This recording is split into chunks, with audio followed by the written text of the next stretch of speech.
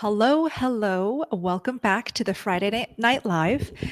Today, I'm doing something special because I believe the best thing that you can do to stay on track, to stay inspired through your journeys to health is to watch other people's journeys, to watch videos of other people's testimonials, inspiring stories.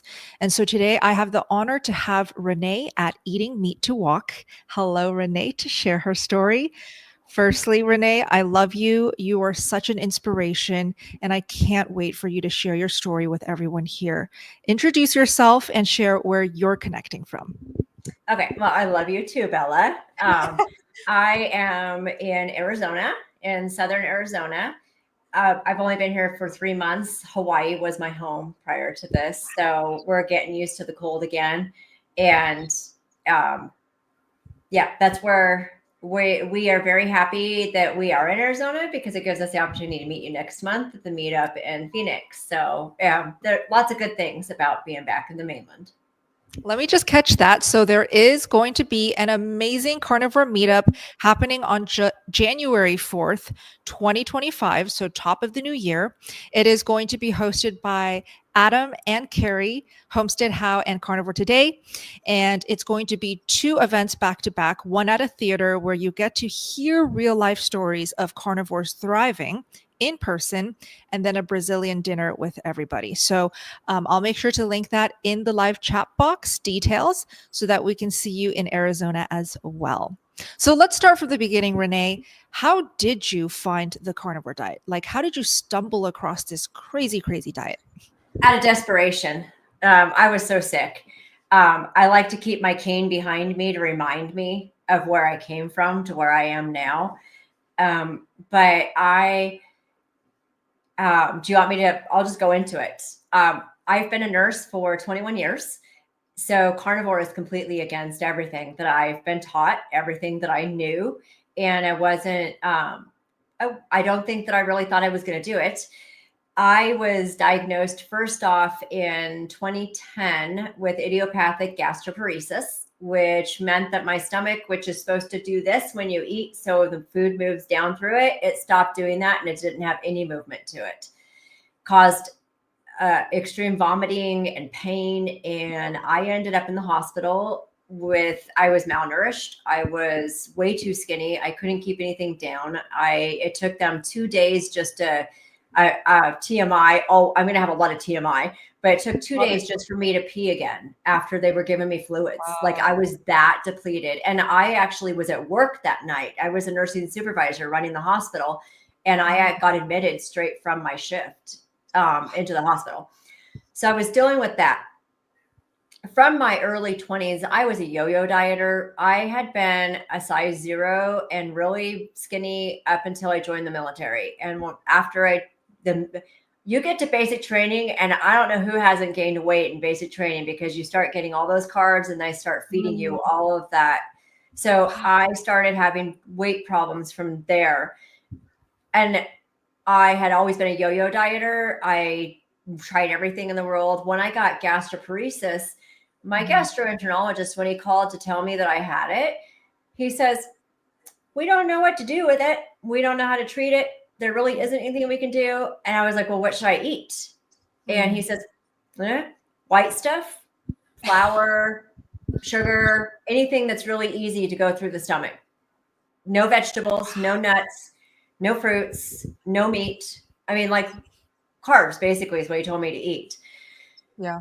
And I couldn't accept that. It took me 3 months to gain 15 pounds, which was what my doctor said I had to gain before I could go back to work. So I was out of work for 3 months. I ate pepperoni and potato chips for 3 months to gain weight because I didn't know what I was supposed to be doing. And at the time, there was one book written about gastroparesis, nothing else. So what do you do? I decided finally that this was crazy and I needed to find a better solution. So my husband lovingly followed me down the path of a million different diets. We tried everything in the world to try to figure out what would work. Wow. So we got to 2018 and I watched a documentary and decided I wasn't going to eat animals anymore. And we went vegan. Yep. So that was that was like mid 2018. But at this time, I'm a nursing supervisor. I love my job. Love my job. I had 2 amazing teenage boys. I'm happily married, and we're vegan. And then 2019 comes, and November 13th of 2019, I got up in the morning. I worked out. At this point, I wasn't drinking anymore. I wasn't smoking anymore. I was a vegan. I thought I was the healthiest. I worked out 6 days a week. Like I was there, right? Went to work. I worked out, went to work for 8 hours, came home, and I was peeling shrimp because we had just started the pescatarian. We were coming off vegan a little bit, and I couldn't peel the shrimp. Like my hands just wouldn't work. I could not grab them. I could not take the heads off. Like I couldn't do anything. I called my husband and I'm like, something's wrong. Like I can't do this. My hands are not working. And by the next morning, my whole left side of my body was so weak, it was almost paralyzed. And I happened to have a neurology appointment later that week for my migraines. So we just kind of held out and waited for that neurology appointment. I called in sick to work because I couldn't walk, like I barely walk.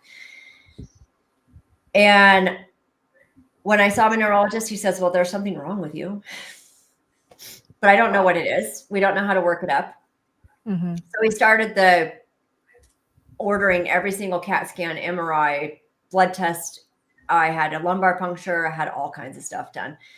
And in December of 2019, my husband got really, really sick. I really believe it was COVID, even though they say that COVID wasn't here yet. He broke ribs. He had pneumonia. He was so sick. So here I am laying on the couch, barely able to move. I went to Oahu because I lived on the big island of Hawaii. So everything we had to do, we had to go to another island for healthcare.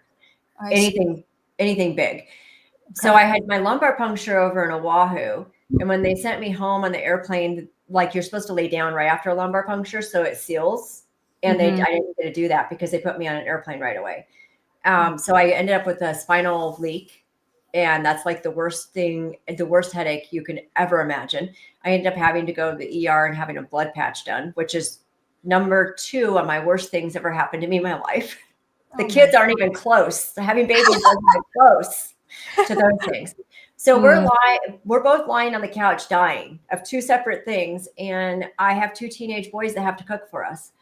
Wow. So we went back to the American Standard Diet at that point. I mean, I had to we had to get frozen foods because what are our teenage boys going to cook? So we went back to the American Standard Diet at that point, and then COVID hit.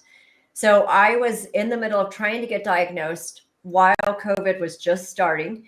And I ended up not being able to be a nursing supervisor anymore. I couldn't barely walk. I mean, I was struggling, and the pain was starting to get out of control in my hands and my feet and my legs, like neuropathy pain, awful tingling and burning. And I would lay there and cry because I couldn't do anything with the pain. So at this point, I have already seen a rheumatologist who diagnosed me with fibromyalgia because she didn't know what was wrong with me. So she just gave me a diagnosis, which I completely disagreed with because I had energy. I just couldn't move. So I saw a second neurologist, and he, on a Hail Mary, drew a couple of extra labs, and lo and behold, found the antibodies that were causing my illness. And what I ended up having was an autoimmune neuropathy.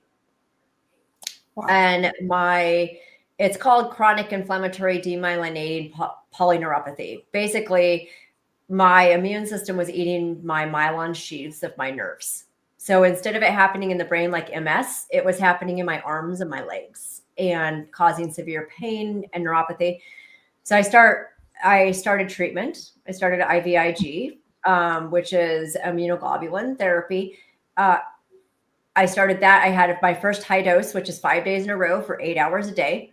And that was right at the time that we started our incident command at our hospital for COVID. So I was part of the incident command team, part of our COVID response, and trying to figure out how we were going to deal with COVID and being in a rural area that we were in.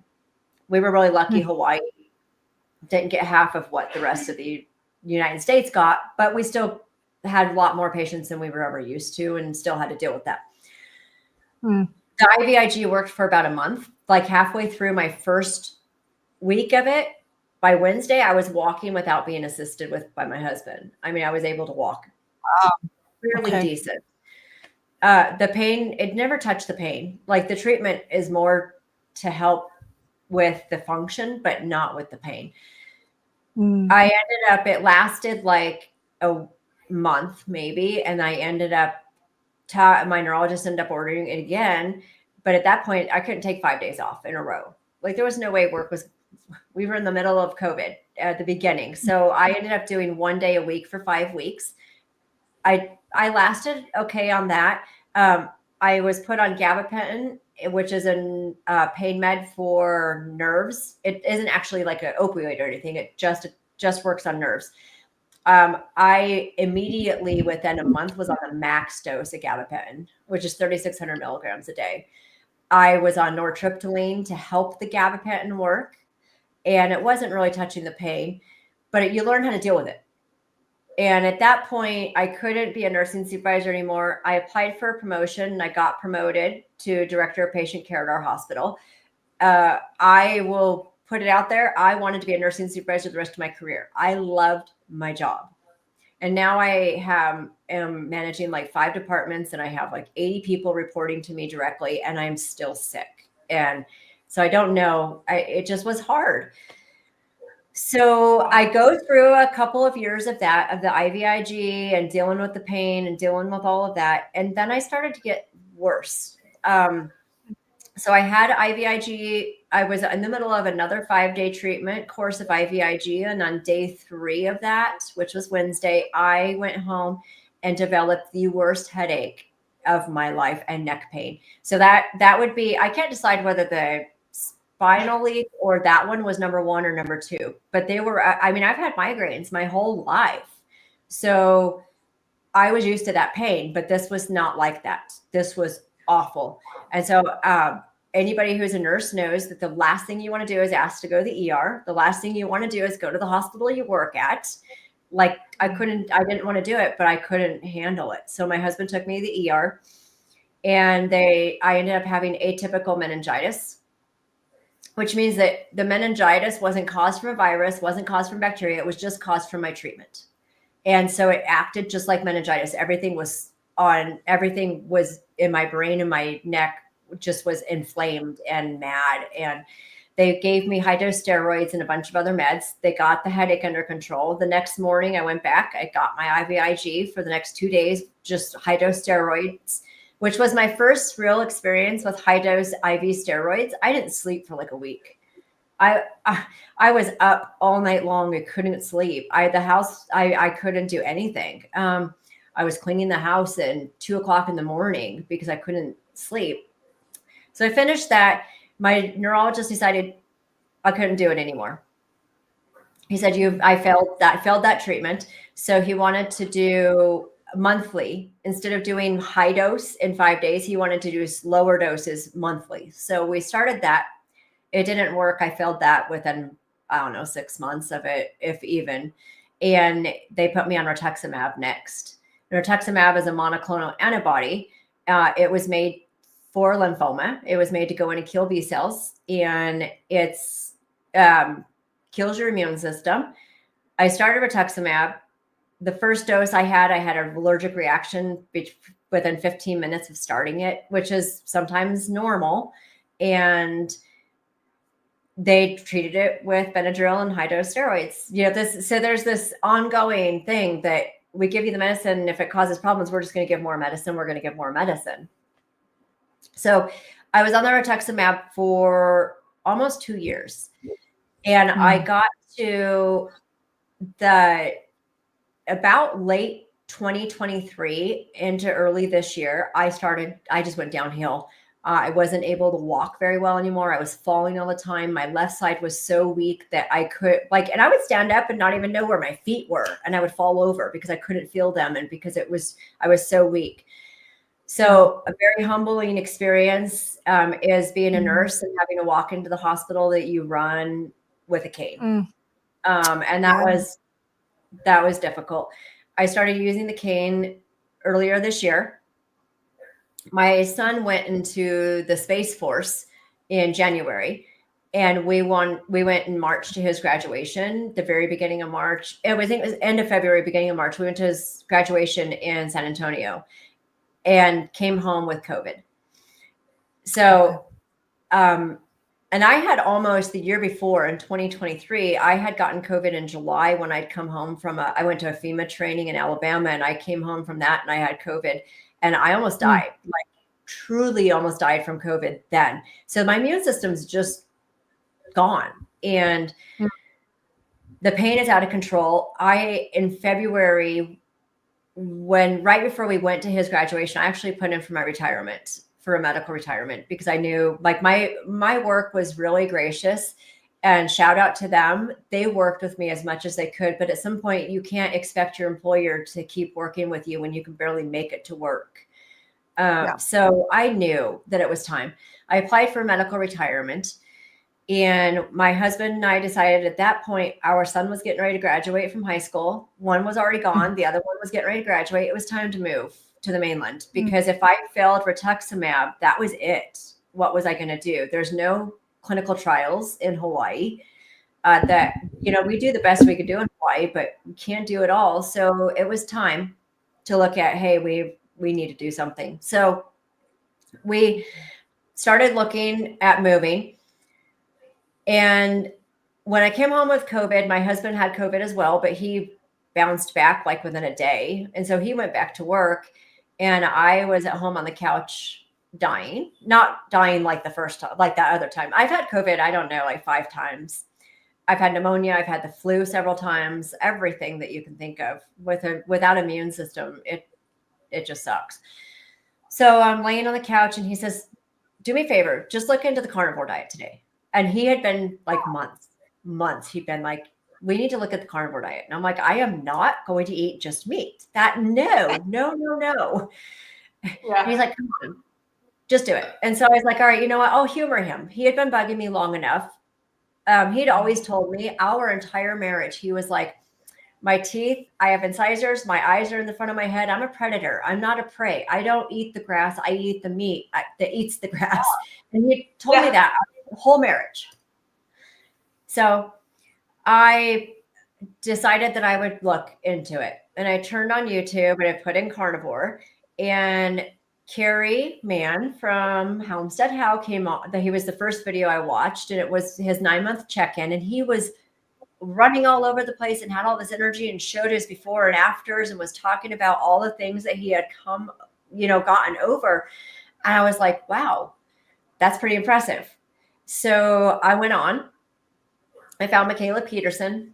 I found Dr. Berry. I found Dr. Chafee. I found you. I watched every single video that I think I've watched every video that you ever made. I owe all of you guys like everything. And I was an hour or so into watching videos, and I texted my husband. I said, if you don't want to be a carnivore, tell me now to stop, because I'm on my way. I'm going down this rabbit hole. Within 2 weeks, we had gotten rid of all the food in our house. And on March 20th of this year, we started carnivore. And I went straight for lion. I went beef, water, salt, because I decided that if I was going to do it, I needed to completely do it. Yep. And I found you guys. I joined the Steak and Butter Gang. I'm thinking it was about a month into my journey, because I think it was about a month into my journey. I think it was in April that I actually joined your group. So within 2 weeks of starting Lion, my pain was under control. I mean, I went from an 8 to 9 and not being able to control it, even with marijuana. Like nothing touched my pain. And within a couple of weeks, my pain was under control.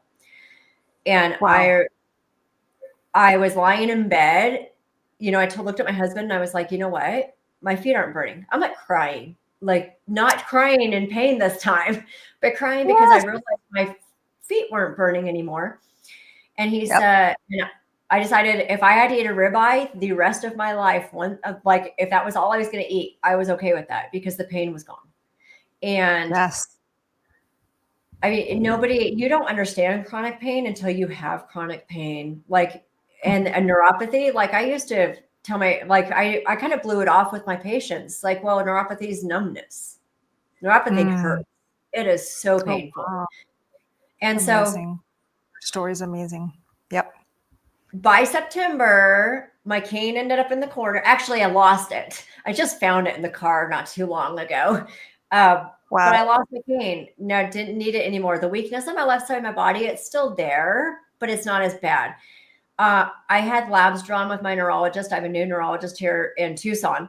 And I had labs drawn because he wanted to see where I was at. And the antibodies that cause my disease are no longer in my blood. And I asked him, I was like, so what does that mean? And he's like, I don't know. He said, let's go with it. And I've gone from 3,600 milligrams of gabapentin. I'm off all my other meds. I'm only on gabapentin, and I'm only on it because it takes so long to wean off. I'm down to 2,600, I think. I went down another 300 this week. So every 2 weeks I go down 300. So it's going to take a little bit longer, but I'm almost I am weaning off my last medication. I haven't had rituximab since March. March was my last dose of rituximab. I was due in October and I didn't get it. And the other wonderful thing is my depression and anxiety that I've had since I was young. And my first suicide period of my life was in my teens. And then I did it again in my 20s. And I had really, really severe suicidal periods of life. My depression is gone and my anxiety is gone. I am a whole new person. I am not the person that I was when I started Carnivore. So that was my very long story into how I came to Carnivore. That was amazing. Renee, thank you for sharing that. Would you mind if now I open up the floor to our live stream viewers right now for them to ask you follow-ups, questions in general for you to answer? Absolutely. Perfect. So we do have some questions coming in when Renee was sharing her story. But if you do have questions for Renee, by the way, she is a nurse with 21 years of experience. Okay. And she is now very well versed and settled into a carnivore lifestyle herself. So any questions that you guys have for Renee, and I can also help answer, we are here to help the community. I hope you guys enjoyed that beautiful success story, to hear it from Renee, what she has healed and reversed. And hopefully that was inspiring for you guys and for those watching the playbacks. So Lindy will free to answer. All right. First one is on the screen. Oh, let's give it a moment to load. High-fat diets lead to fat adaptation. So do high-protein, low-fat diets train the body to cannibalize protein? What are your thoughts? Oh, I don't know. I don't know the answer to that question. I don't think that low fat goes with carnivore. All the doctors have proven that we need the fat. The fat is what heals our body and what helps with autophagy and with our cells to, our whole body works on fat. I don't know that I would do. I don't know anything about what low fat carnivore looks like. Do you, Bella? I mean, okay. I will say that I've heard people try to utilize a lower fat diet on carnivore to hopefully promote fat loss. That's usually what I see it paired with, is somebody who's struggling with fat loss. They've got a weight stall that they just cannot break. And then so they do leaner days or they lower the fat. Now, I'm not a fan of it personally because I just don't see that translating to permanent results.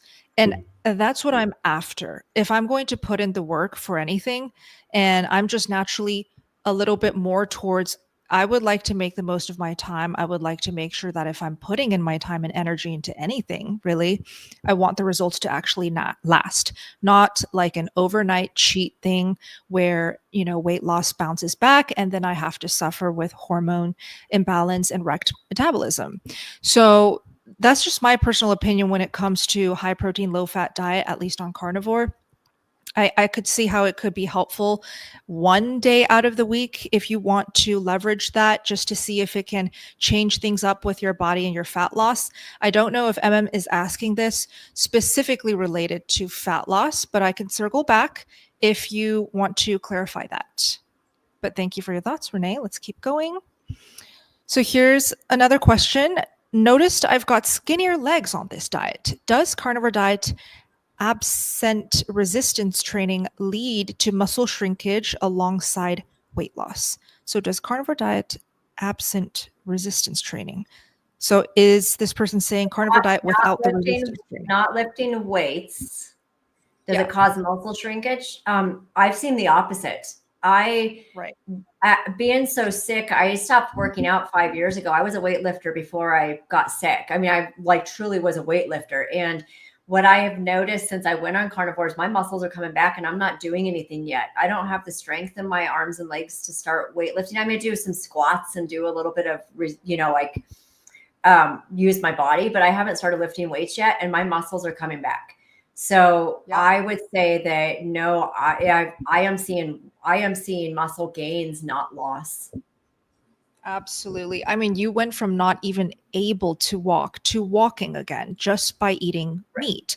So that to me also says a lot with overall strength improvement for somebody just going carnivore with or without resistance training. I'll pass this to everybody else. Have you guys seen, increase in muscle, maybe shrinkage in muscle? What are your experiences when it comes to eating a carnivore diet? Feel free to share that in the comments or live chat. Okay, let's keep going. Steak and Butter Gal, why are you not eating grass-fed, grass-finished organic meats, especially beef? And after the video you posted the other day. Okay, so I think this person is referring to the video where I talk about Bovaer with Dr. Hampton. Posted that just a few days ago. And I actually discovered that update thanks to you guys, because I would see comments under my latest videos or old videos, a lot of them too, saying like, Bella, can you please address this? So I looked into it. And so I filmed that video literally the day that I started looking into it. And which is why I had Dr. Hampton. Thank goodness he was free that day. So we just filmed it for you guys. It is such a, informative video. Dr. Hampton is great at making sure he's not biased. He keeps it hopeful. He does not make it seem like it's the end of the world. And so many things are still unknown, right? Would love your thoughts if anybody is up to date with this. But here's what I am going to do. I will continue buying meat locally, which I've established my go-to spots for local meats. But at the same time, I'm still going to shop from Costco until I know for sure what's going on with this update, because as of now, it seems like it's mostly focused in the UK. And Lindy, if you don't mind me bringing you on to hopefully talk about this too, you're in Australia. What are you seeing with this in Australia? Oops, you're muted right now. So I've seen a lot of people being very concerned about what's in their meat, but look, I try not to look too much into it. I just keep buying my meat from my local butcher. He sources all the meat from farms sort of locally. So I try not to eat anything that I don't know where it's come from. But I mean, you can only do the best that you can do. Like if you can't afford to go and buy from your local butcher or whatever, I think it's still better than eating all the processed stuff as well. So like I've spent 53 years putting crap into my body, and you just have to do the best that you can. And I just said, go with what you can afford, and try not to look too deep into it at the moment. Yeah, I like that. And I've linked the video with Dr. Hampton. If you guys missed it, I just posted it. So feel free to check that out. Okay, I think we got some super chats that I want to take care of. Did Jeffries come with a question? I haven't seen one, but I'll keep looking. Great. Jeffrey, if you're there and you want to ask a question, I'll circle back to you. Just put it in the live chat. Sherry, welcome back. Good to see you. Did you use other things like red light therapy or infrared sauna while changing your diet? Do you find you feel better on higher fat? Thank you. Go ahead, Renee. I tried to use the infrared sauna and my body didn't tolerate that heat. So I did not use it. I can tell the days that I don't eat enough fat. Absolutely. I start to get a little anxious. My pain still is, I still have significant pain. So I don't want anybody to think that I don't have any pain, but my pain is worse on days I don't eat high fat. So I try really hard to eat fat. I'm like 80 to 90% fat, which is, by the way, a full-time job when you try to be 80 to 90% fat, because it really does. But yes, I feel so much better. The higher fat that I eat on a daily basis, the better I feel. Absolutely. Perfect. And let's see, do you find you feel better on higher fat? I'll answer this as well for Sherry. I personally thrive on a high fat diet. Now, I see the benefit in tracking and seeing exactly what your fat to protein ratio split is. I personally have never had to do that to kind of be in tune with, oh, this amount of fat is a good amount for me to feel very energetic, to sleep well, to feel like my monthly cycles are healthy and on time. And I kind of went the approach of just tuning in my body, giving it the time that it needed to reset, to initially go through that weight gain, later on lose it, and just find that sweet spot. So it's up to you. I see lots of carnivores thriving, doing light tracking just to make sure they're hitting the marks. And then I see a ton of carnivores just going with their body, like the signals their body is sending them, their hunger and satiation cues. So it's up to you, Sherry, and hopefully those answers were helpful. Okay, this one is from James. So my question is that why is carnivore is better than eating some vegetables? Is it maybe because of the pesticides? What are your thoughts, Renee? Yes and yes. It's the pesticides are a huge problem, but it's not just the pesticides, it's also the GMOs. Our fruits and vegetables of today weren't the fruits and vegetables that our ancestors were eating before. We have changed them so much, and they've lost so much of their nutrients, and they've lost so much of, and if you look at us ancestrally, we actually didn't eat them except when we couldn't find meat or when we came across them growing somewhere. It wasn't something that was in our normal everyday diet. So I think that I have been watching a lot of stuff about the pesticides, and I can't believe that I ate vegetables for as long as I did. I mean, I did grow some of my own and I knew they were organic, but that doesn't mean my seeds, the seeds are so controlled these days about what seeds you can even buy. And so you don't completely know. I am currently doing my keto certification. I'm becoming a nurse coach so I can coach people into keto and carnivore and support them through that period, because it's really hard to do this in the beginning. Without Bella, without your team, I don't know what I would have done. I mean, I had a lot of problems with fat adaptation and other stuff. But what I tell people is, if you don't go carnivore, at least high fat keto with very low starchy vegetables. But the vegetables are scary because they're not. Dr. Chafee would tell you they're killing us, and I don't disagree with him. Right. Yep. That is amazing that you are, working towards being a coach yourself. Let's say somebody watches this in the future in 2025, they really connect with your story and would love to work with you. How would you advise them to get in touch with you?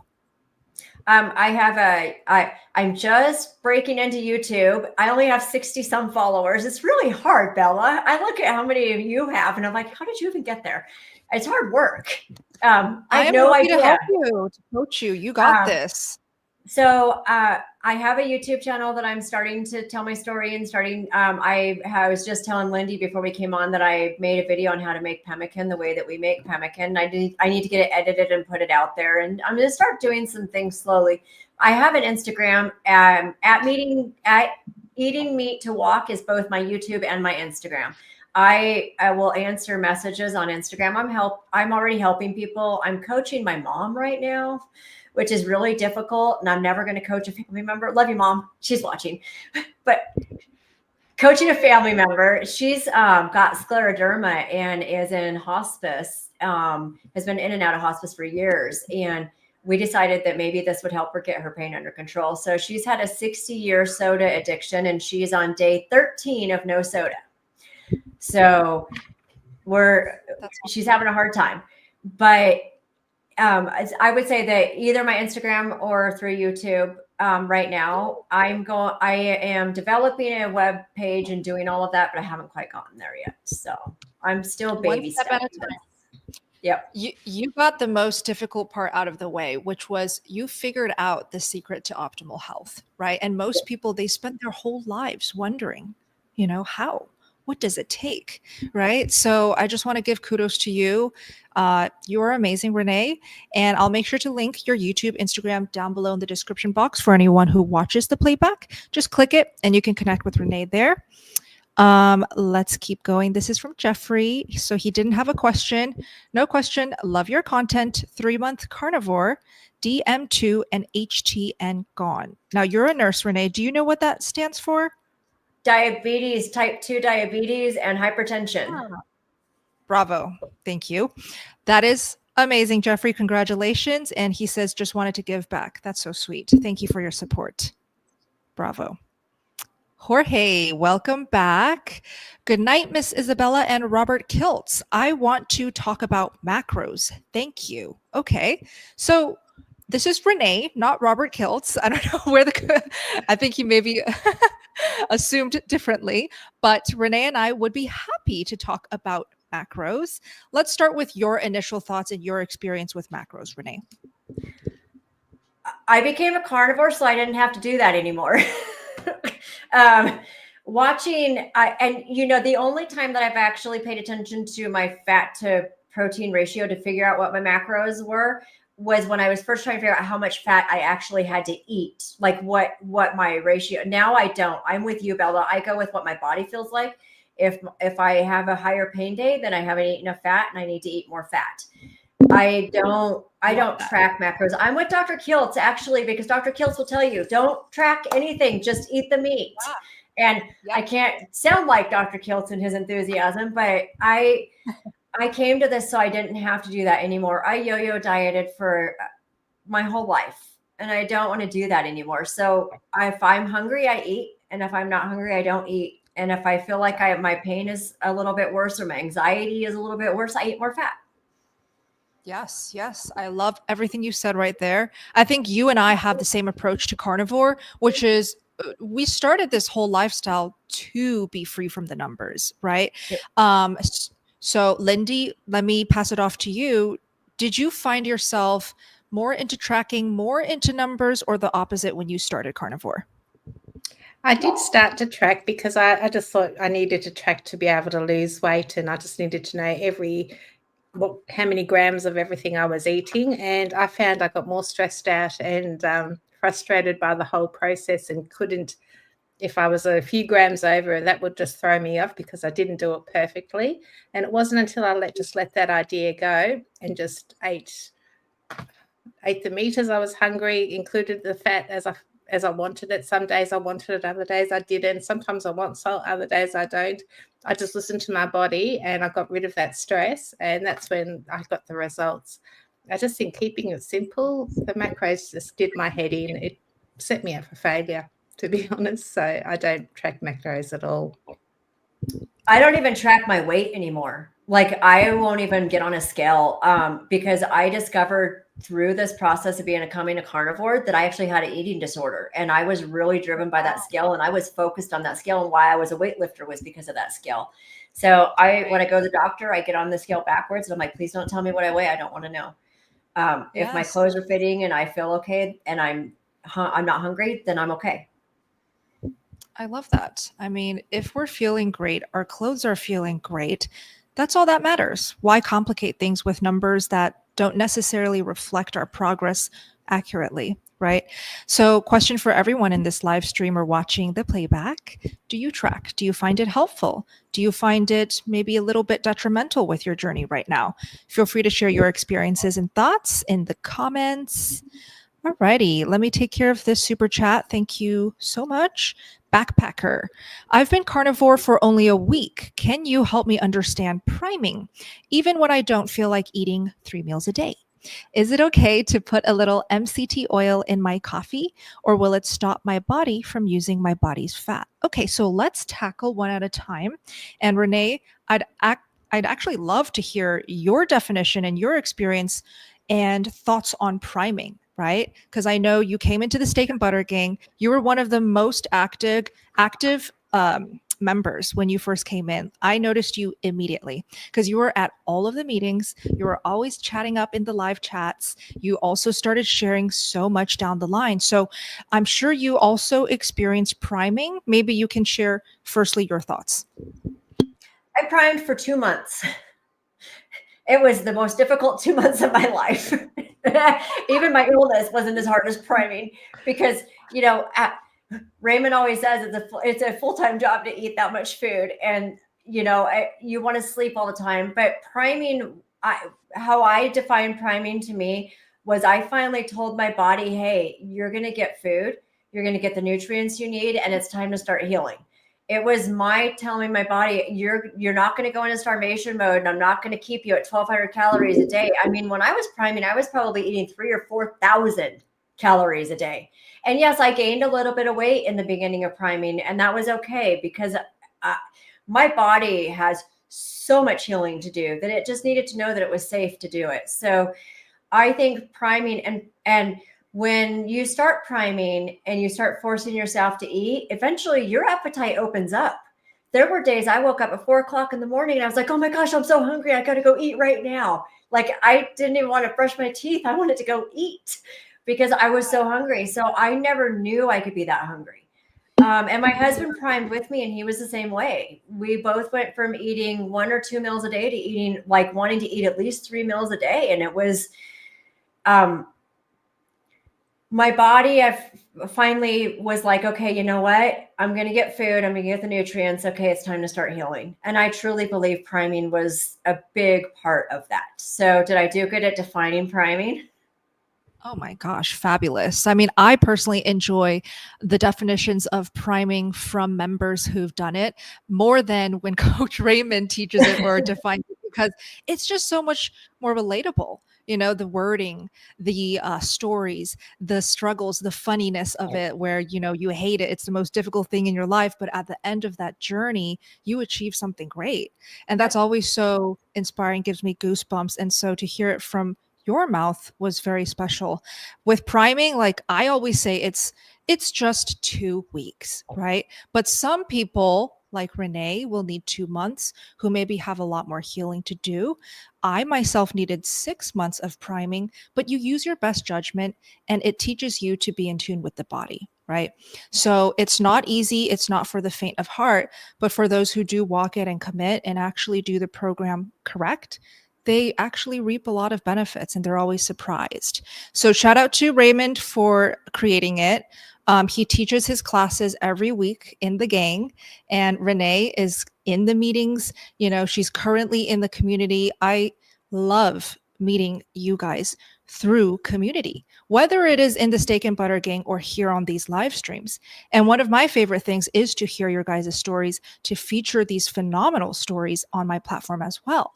So it's just this beautiful 360, circle and cycle of me talking about it, other people trying it, other people connect, and I get to feature them. So this is great. Anyways, let's keep going. Hopefully that was helpful. Oh, the MCT oil. Would love your thoughts on this one, Renee. Will putting a little bit of MCT in coffee stop backpacker from using his or her own body fat? When I was doing keto, I used MCT oil and I took a lot of MCT oil because it's supposed to help with the fat loss and the fat. Once I went carnivore, I stopped using all of that. I don't know. I can't imagine a little bit is going to cause you to have your body stop losing weight or stop using your own body fat. But my biggest reason I stopped using MCT oil is it's really hard to find anything that's not from vegetables and not vegetable based with MCT oil. Everything was vegetable or fruit based. So I decided that I wasn't going to go there. I'm very careful even to this day what I put in. Every supplement I take, I try to find the one that's going to be the least. I only take magnesium and vitamin D now anyway, but yeah. I don't know that you need the MCT oil, honestly. Right.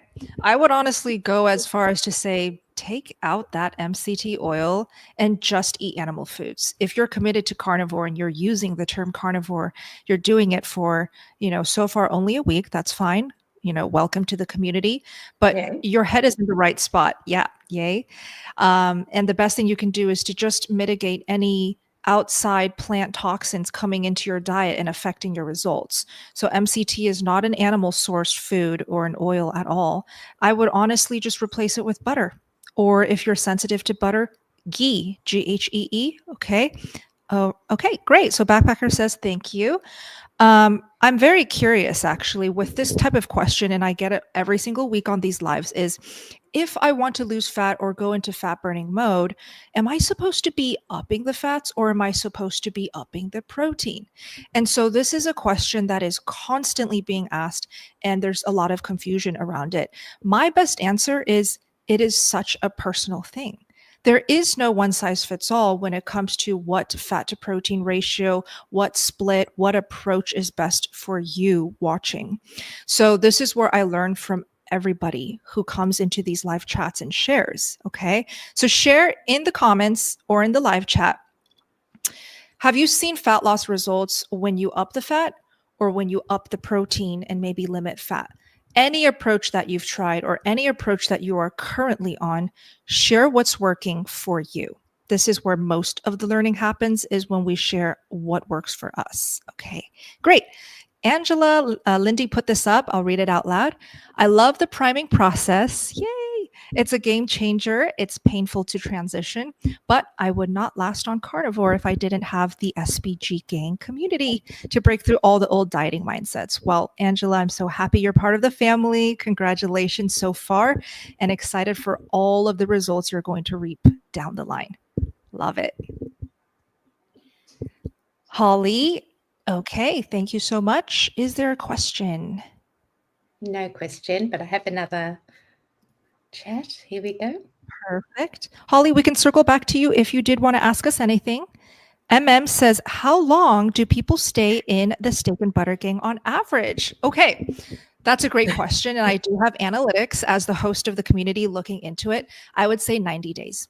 That's our typical retention is, even though our 30-day challenges are 30 days, people typically will stay a full 3 months. And then from there, it either sticks or they maybe veer off, or they feel confident that they got the lifestyle on their own, which is ultimately where we want you guys to be at after the 90 days. And the 90 days is the average retention because Raymond's program is not just the priming. Priming is 1 month. That's the first level.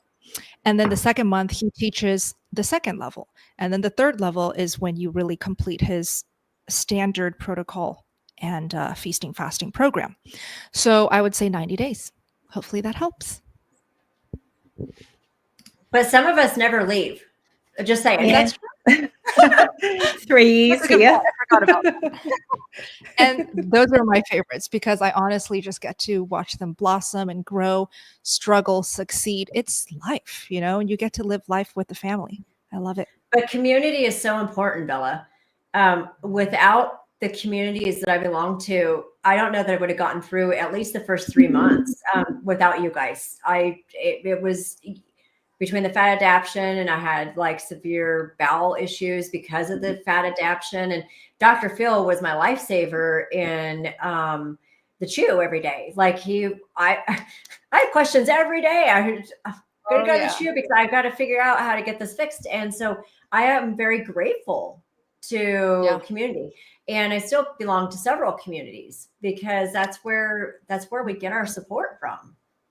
Yeah. Tim's in the house. He's also a forever member. He's been with us for the longest time. Literally cry every time he shares his story. We would love to have you on next, Tim. LaDonna is from the SBG here. She says, I love the live chats, my new family. It's such a happy gang in there. It's the nicest gang you'll ever be a part of. That's for sure. Okay. And yeah, thank you for saying that, Renee. I love that there are so many carnivore communities out there. Find your tribe, stick with them. Your success rate is going to go up. All right. Ryo Dog, hello. What is the medical industry like in terms of diet at your hospital, Renee? So the hospital I retired from actually became a blue zone hospital. At the time, that was a great thing. We got rid of, when we became a blue zone hospital, we got rid of all of ultra processed foods. Everything was fresh and locally farmed or locally raised at that point. So we really changed.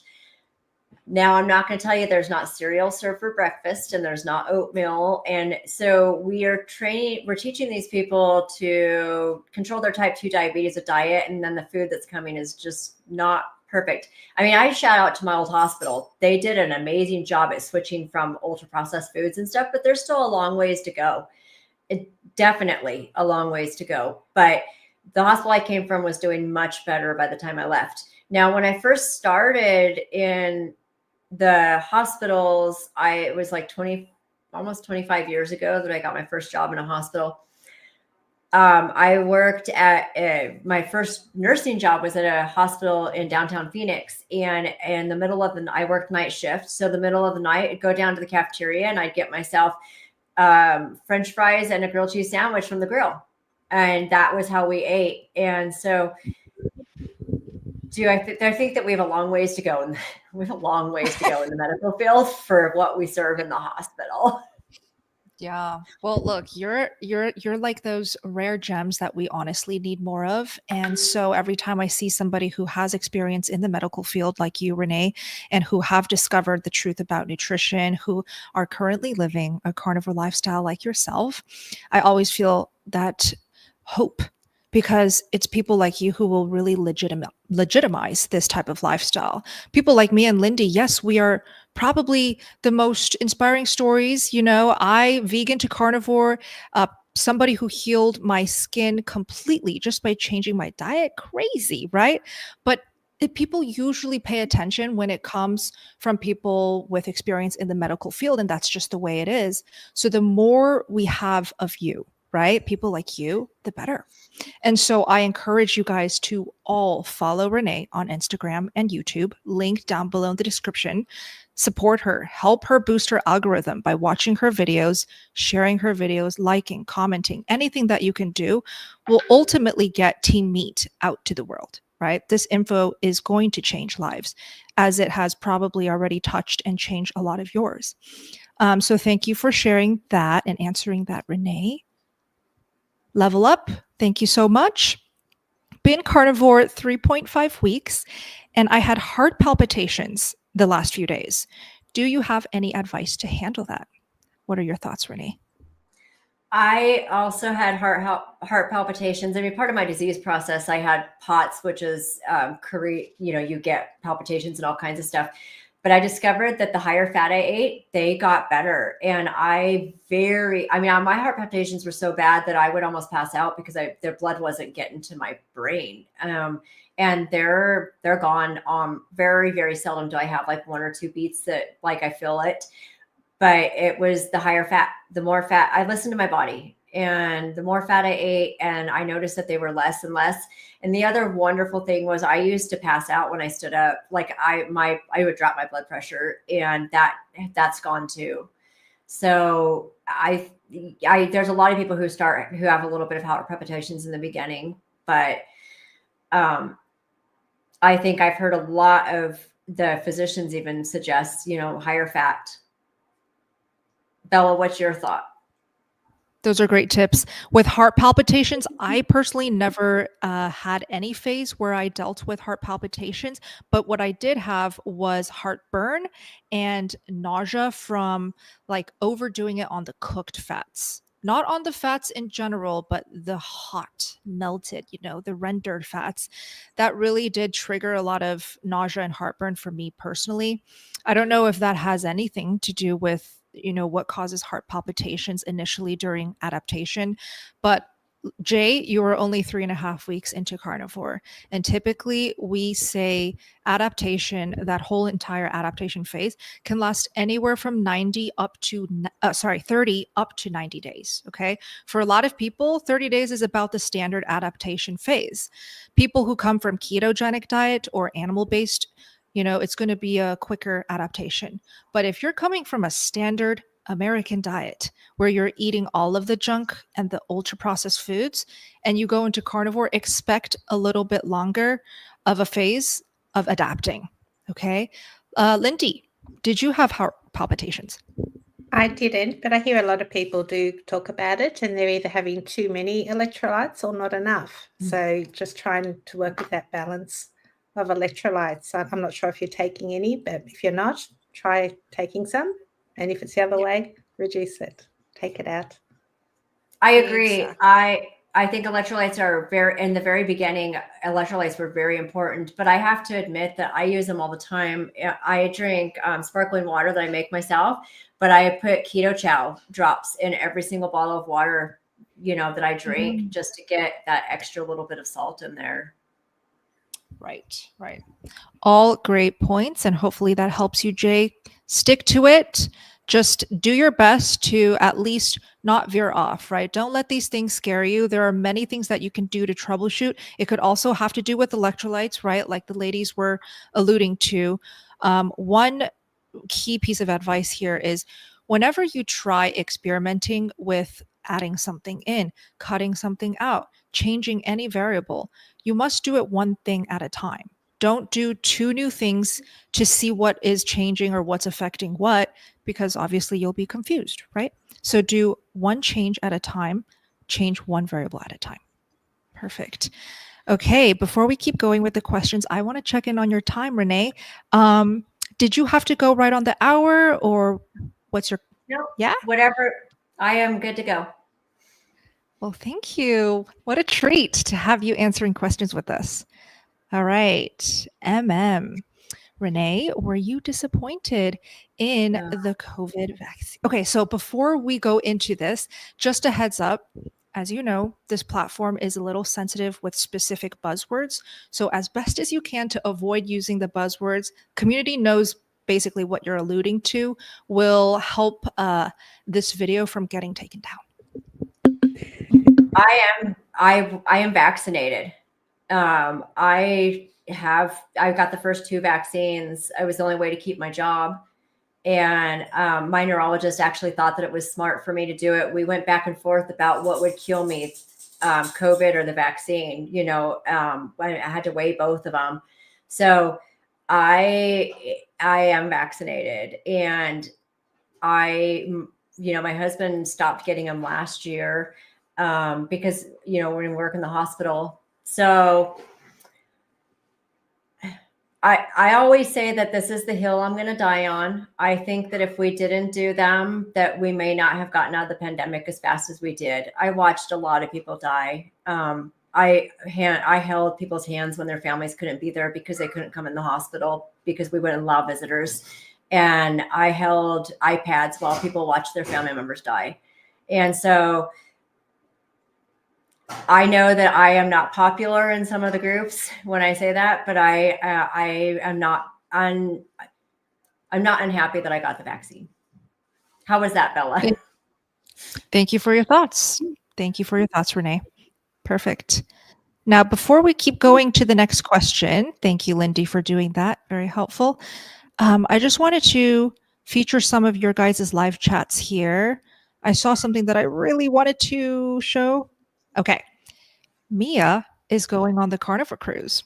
Did you guys know that there's a Carnivore Cruise coming up? Like the fact that there is a cruise for carnivores, I feel like is the perfect way to vacation. Do you know about it, Renee? Lisa Wiedemann's cruise? I do. I wish I could go, but I have a trip planned in February to go see my son. But I think that that's totally awesome to go hang out with a whole bunch of carnivores for a cruise. I couldn't imagine a different, like, you don't have to explain how you eat. You're sitting at dinner and you don't have to say, well, this is why I'm eating this way. Nope, everybody's eating that way. Exactly. So Mia will be there. I cannot wait to hang out with you and vacation with you, Mia. I will be going. My husband, Steak and Butter Guy, will be going. I think there's going to be a special guest featured, Fred Hahn, that Dr. Lisa Wiedemann's is friends with. He's all about working out, I think. And of course, you get to hang out with Dr. Wiedemann, the carnivore doctor. So it's going to be a great time. Just some details. It's going to include everything. Like everything is included in the amount that you pay. And also Lisa set up a bunch of activities, Q&As, events, and all of the dinners. We get to sit together and ensure that everything is carnivore. It's going to be a great way to, live this way of life with fellow carnivores and see how everybody else does it. Very inspiring. And I cannot wait. If you're going, I will meet you there and we'll link it in the live chat. Awesome. Okay. So this is for you. Beth says, for Renee, are you still on the lion diet? How long did you do it?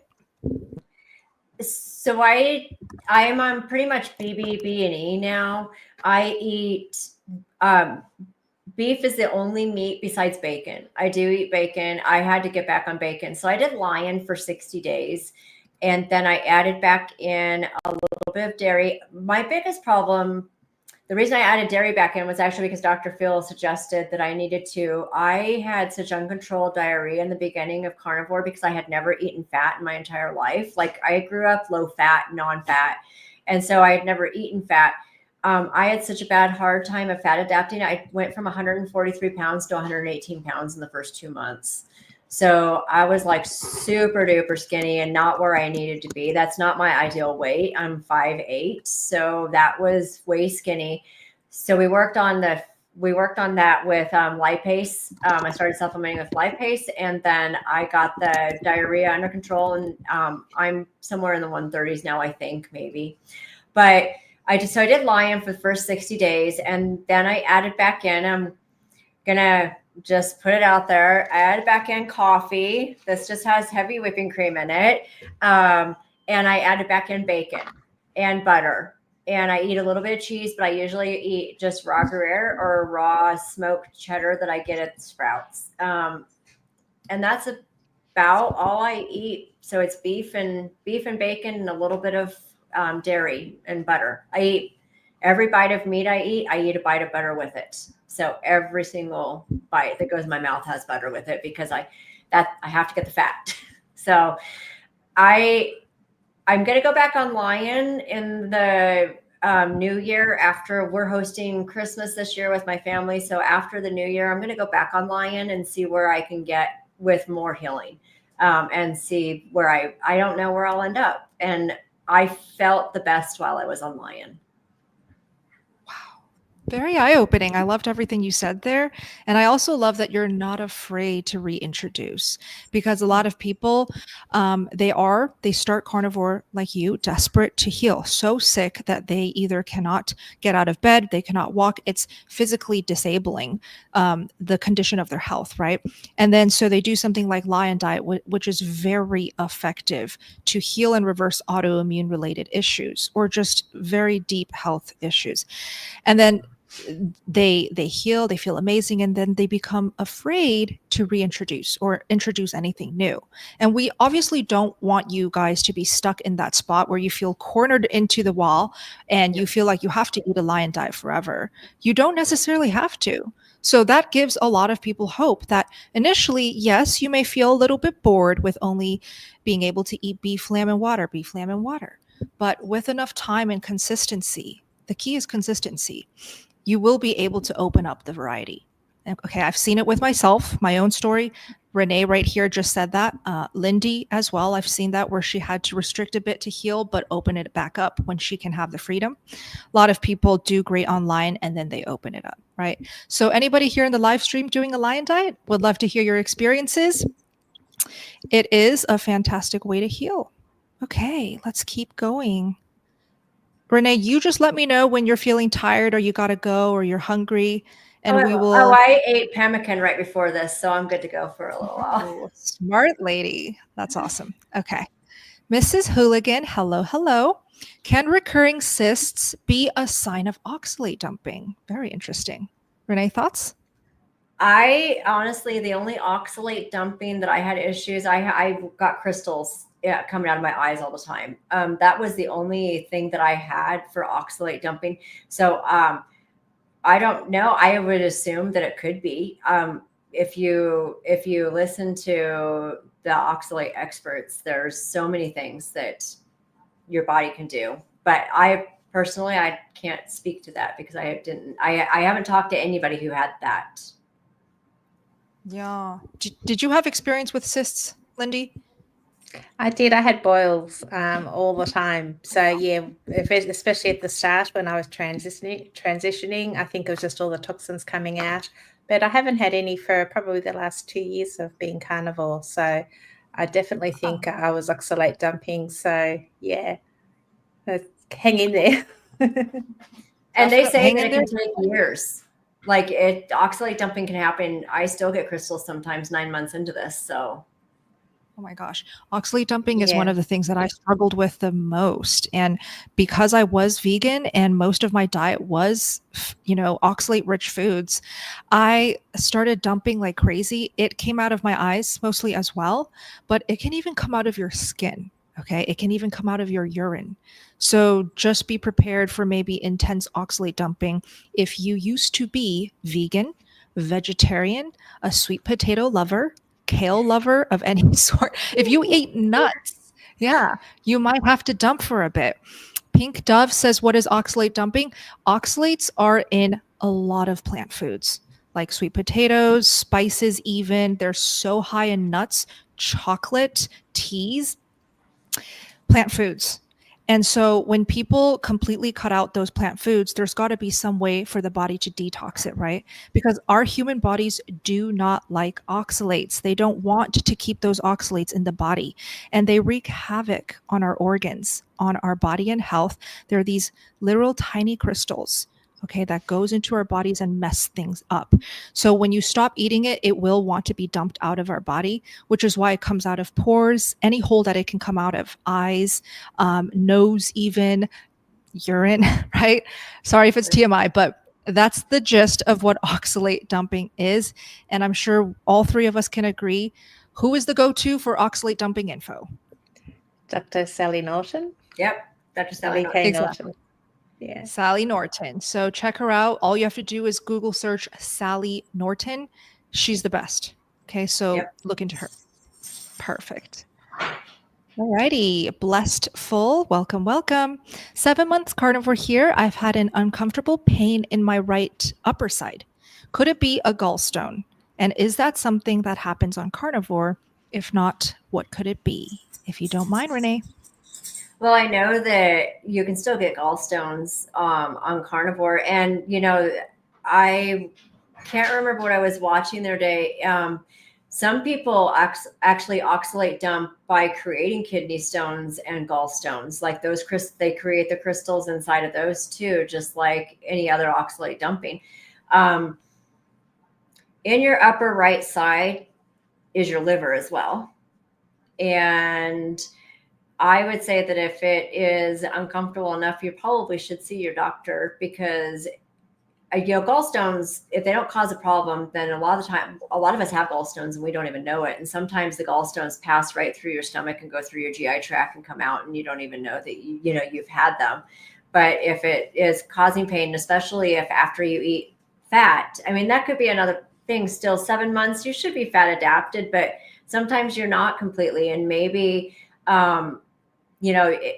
you can still get pain from eating fat if you're not completely fat adapted.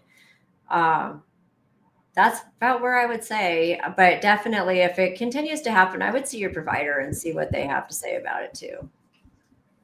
Thank you, Renee. And then another thing that we hear a lot from members is after you eat something that's so high fat and high in protein, like just any carnivore meal, you don't want to lie down after eating. That's really the worst thing you can do for your digestion, is immediately after stuffing yourself or eating a big hearty meal, you lie down. And so we hear a lot of members report back like, oh, why do I have heartburn? Why do I have indigestion? Why do I feel like crap? Make sure you go for a light walk. A relaxing walk is going to aid that digestion, especially when you guys are still adapting to this diet. This is not, a diet that your body is used to at all if you've been eating carbs your whole life. That is a very stark difference. Going from a carb burner to a fat burner, it takes time. And we want to make sure we're digesting properly here. So listen to what Renee said as well, of course. Check with your provider and do keep us posted if it gets better. All right. This is for you, Lindy, if you don't mind. Great. Yeah. Lindy. Oh, Go ahead. Length of your most stubborn weight loss plateau. Probably at the moment, I'm in a bit of a plateau, and I think it's because I've got a lot of stress going on in my life, and I haven't been sleeping as much as I normally do. So I'm not prioritizing rest. I've high stress.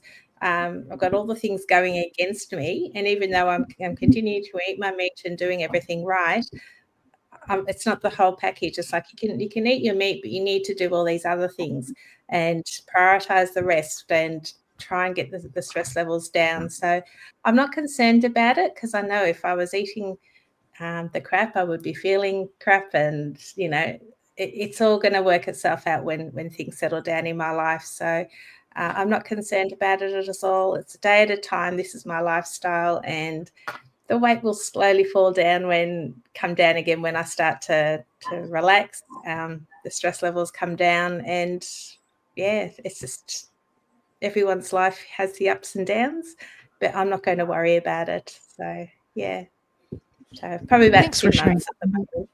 Yeah. 2 months? Okay, great. Yeah. I mean, I was just in Australia and I got to hang out with Lindy and visit her in her hometown. She took me to go pet koala and also kangaroos. It was literally the most beautiful experience, because in Australia, you get to be in their territory. It's not like a zoo where they're all in cages or anything. You're just sharing the same space out in the open. It was wild for me to be like, wow, a kangaroo is coming to me to be fed from my hand. And it was, oh my gosh, the best therapy, to be honest. And yeah, just hanging out with Lindy, I can tell that she's living her best life. She's thriving. Whatever she's eating or doing, it's making sure that she has a healthy mindset. She's happy, right? She has the energy to drive us around, to spend it with her family, to take care of her daughters and her husband. Like, she is a superwoman now. And if you had checked in on her years ago, she was actually bedbound. So if you guys don't know Lindy's story, check her out. She's at Limitless Lindy, also linked down below in the description. Just so many YouTubers now and amazing voices sharing their story that will keep inspiring you. Anytime you question this diet, people judging you, watch their videos. It really works. Okay. Oh, this is for you, Renee. As a nurse, do you think that the nutritional guidance medical staff are given is counterproductive? Should all medical advice now be taken with a pinch of salt? Wow. So, if most physicians will tell you that they had like one day out of 4 years of medical school, one day of nutrition training, and that's it. It is not nutrition. Nutrition is not really taught to medical. And as a nurse, I had to take a nutrition class for 1 semester. So actually, nurses get more nutrition training than a doctor does, for the most part. I have some amazing doctors that I worked with at the hospital I came from that actually supported what I was doing and supported the carnivore diet and said, you have to do what is going to heal you and see what happens. Several of the doctors I worked with were actually keto. They were on high fat keto already. So this isn't that much of a step, right, away from that.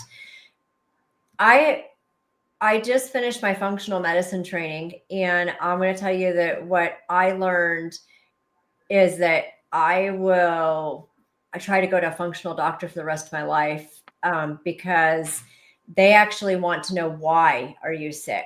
Let's find the root cause of it. Instead of just throwing medication at you and trying to fix something, why are you actually sick?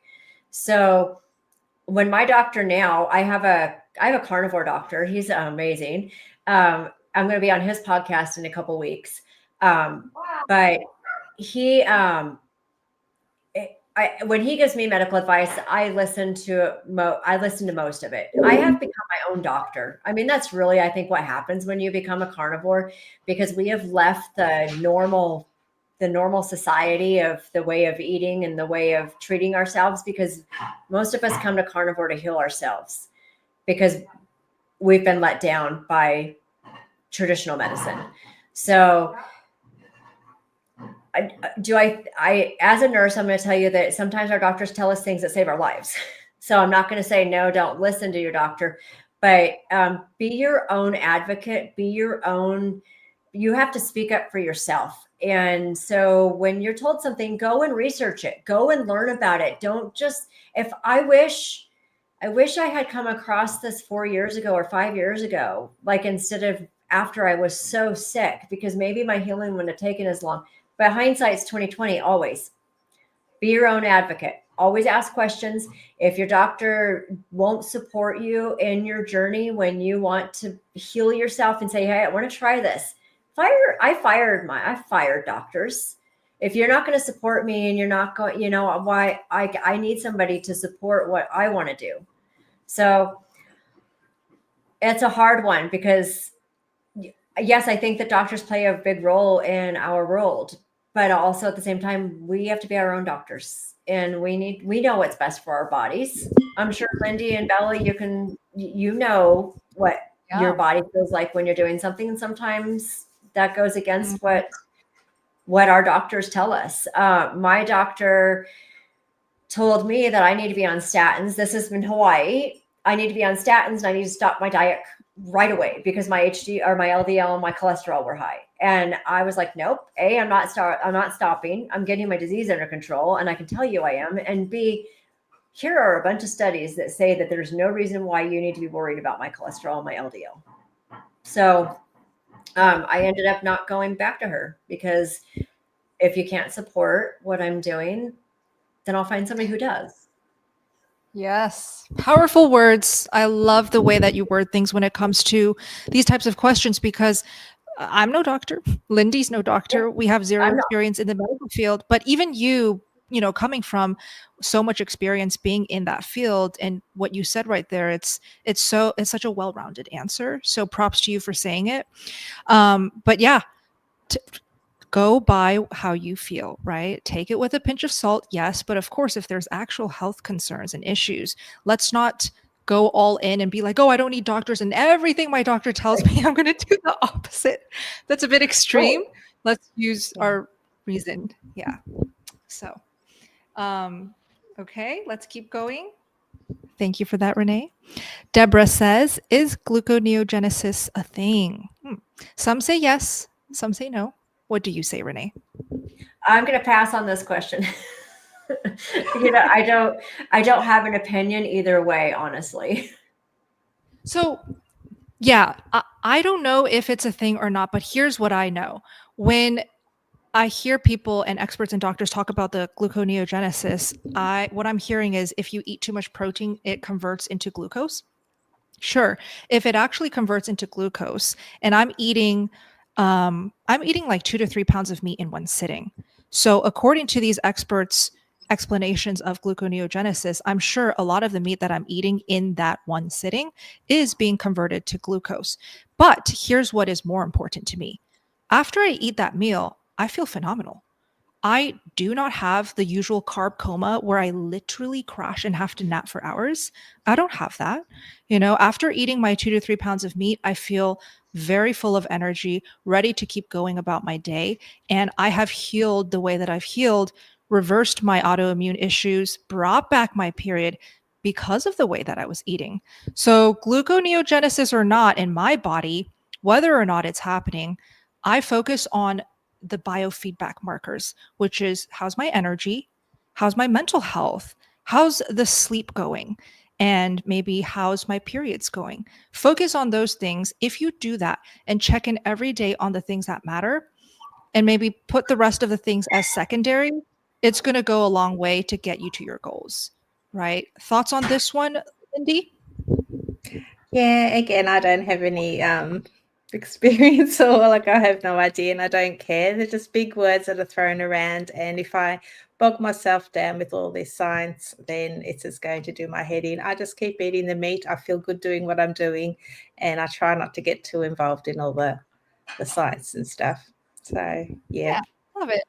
And look, it might be a very real thing, like Tim here. Let me feature his. Tim says, I would say gluconeogenesis is real. I have experienced it. So maybe it is a very real thing. But again, like work according to how you feel, right? Whether it has to do with gluconeogenesis or something, another big sciencey term. again, like work with how you're feeling, troubleshoot accordingly. We are all our own N=1. And again, there's really no one size that fits all that's going to work for everyone here. Oh, Todd is in the house. Hi, Todd. Thank you for this. So sweet. If you wanted to join the live, feel free to. He's probably busy. But the carnivore here says, how long does it take on carnivore to lose the mood?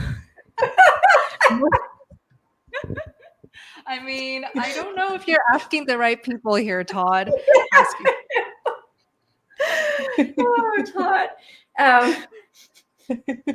My husbands are slowly going away.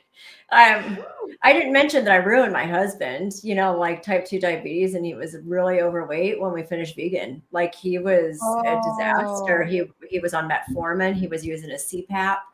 Wow. I mean, I have to take responsibility for that because he was healthy until I started making him do all these diets. But his are slowly going away. I don't know the answer, Todd. he's just playing and being funny here, but yeah, we see it in what'd you say? He's trolling us. Yeah. Yes, he is. What he does best. But for the gentleman in this live stream, feel free to share your experiences and stories with weight loss, with maybe your moobs going away. Yeah, we'll let you guys chat this up. Thank you, Todd. Let us know. Let us know, please. Yeah. All right. Betty needs some help here. She's got explosive diarrhea. She's only 2 weeks into carnivore. She wants to know, how would you handle the fat intake with diarrhea? Go ahead, Renee. Okay, so I had that bad, like, but mine lasted for months. And it wasn't until I started supplementing with lipase that I actually was able to get it under control. And that was Dr. Phil who suggested the lipase.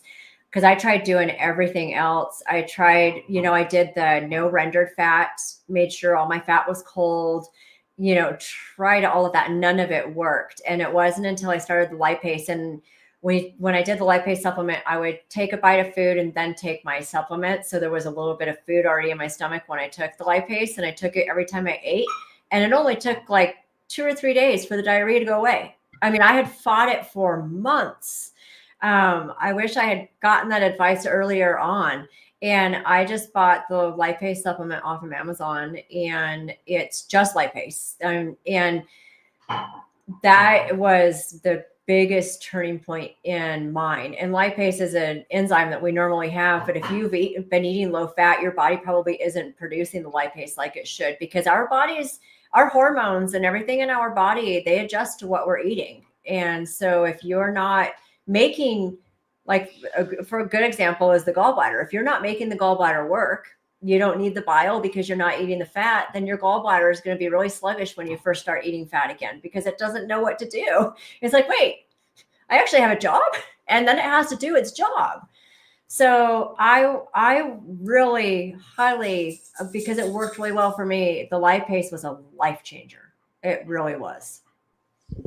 Amazing. Lipase, Lipase. You can order it off Amazon. Like Renee said, I do hear a lot of new carnivores really find a lot of relief with loose stools with this lipase product. I personally had really bad loose stools, like explosive, all of it. And coming from a vegan background, it made sense. My body just didn't know how to digest and absorb that fat initially. And one key thing, I mentioned it earlier, that really did make a difference for me, that was just tweaking something with carnivore food alone, was no eating or drinking hot fats at all. Like, I was very on top of it, and only eating cold fats, which is why I started building this relationship with butter. Cold butter straight out of the fridge helped my digestion better than melted rendered ground beef fat that seeped out in the pan and drinking that. All right, so there is a mini tip right there. Hopefully that helps you, Betty. Cami says, by eating only meat protein, is there any chance to get gout in the joints? So that goes exactly opposite of everything that I've heard from carnivores around the world. You know, I'm trying to convince my dad he needs to go carnivore so his gout goes away. And he swears that red meat causes his gout. And I'm like, Dad, red meat does not cause your gout. It's something else that you're eating with that red meat that's causing the gout. But I've only heard that people get better. And I have, to this day, I've not heard from one single carnivore that their gout didn't get better. Yep. Did you have experience with gout, Lindy? No, none at all. No gout. No problem. That's good. All right. Country Fun says, best way to start carnivore to help with asthma. Any advice or experience helps? Just start. I mean, honestly, I was watching an interview the other day with someone who had really severe asthma when they first started, and it only took a little bit of time on Lion. I would say that it's like anything else. If you're going to heal, if you're going for that healing, just doing like beef water salt or lamb water salt or lamb water salt for the first little bit, it helps your body get rid of everything that's causing all that inflammation and causing all of the gut permeability and all of the problems. Is limiting what you put in there. It's the ultimate. Doing Lion is I don't like to call it a diet because it's really not. It's not. This is a lifestyle, right? But it is the ultimate elimination. There's no better elimination diet that you can do in this world than that. Yeah. I've heard plenty of success stories by now from, like Renee said, carnivores around the world. There are more carnivores, coming up into the community as we speak. Every day there's more carnivores. Yeah. Every day I get more tags on Instagram from people starting a carnivore diet. It's really spreading. It's catching a lot of attention in the best way possible. So Country Fun, I think you should just give the carnivore diet a try. You won't know how it's going to help your specific type of asthma until you just jump right in. Now, should you be jumping right in from a standard American diet into carnivore overnight, as in standard American, literally the next day, strict carnivore? I actually don't think that's a good idea. A smooth transition is going to be better than doing it cold turkey. And I know World Carnivore Month is coming up. You can utilize this time, 2 weeks left before World Carnivore happens, to slowly transition so that when New Year hits, you can safely start a strict carnivore diet and celebrate it with Dr. Baker and everybody else in the community. Okay, great. Checking in on you, Renee. How are you doing? These live streams go for a long time. No, typically. I'm good. I just want to add on that you are correct about the slowly starting. I'm actually coaching one of my friends who has really severe fibromyalgia and rheumatoid arthritis, and we're not going to start carnivore till the new year. So right now she's just cutting her sugar, cutting her seed oils, and cutting her ultra processed food. And then we'll get, because that way that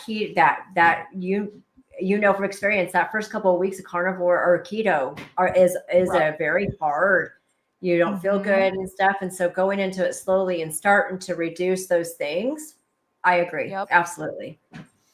Absolutely. Yep. And like Mike says, no one should transition overnight. You should have told me that, Mike, when I decided to go vegan to carnivore overnight.